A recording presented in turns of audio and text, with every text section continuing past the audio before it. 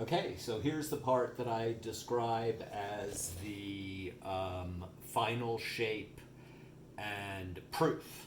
So what that means is we're about to set them up. I like to do a fridge proof, so we're about to set them up in proofing containers and then let it proof in the refrigerator overnight. Again, I like to avoid the use of flour, and because until I do the final powdering, which is about to come up, so I'm just going to see if I can do the final tension pull. It takes a little bit of sort of quick action because even with this Formica, it sort of wants to stick a little bit.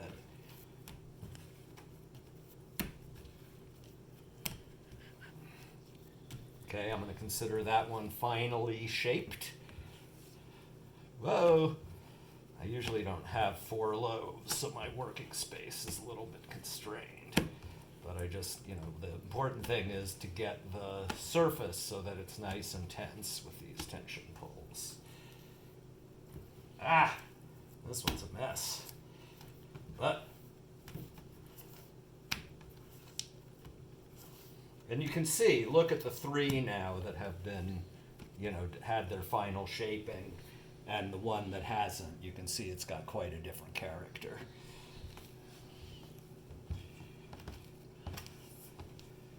This is super wet dough, so it's proving to be even a little bit of a challenge for me. But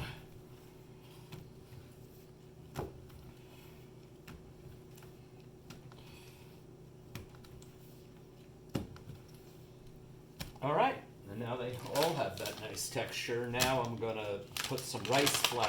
Rice flour is a low-protein flour.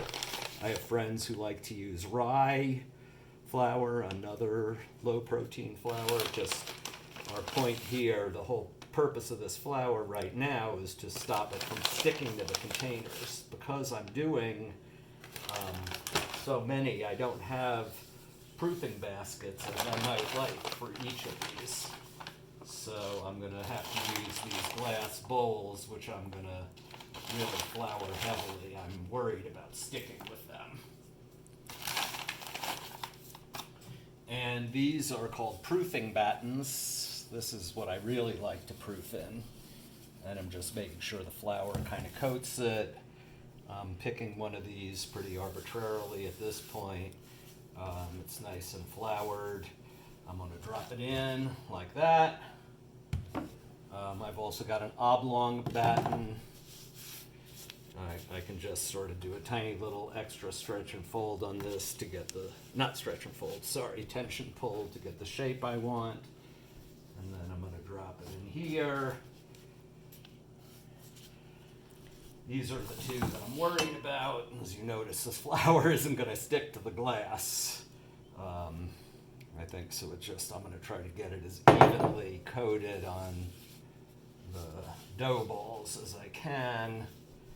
And drop it like that.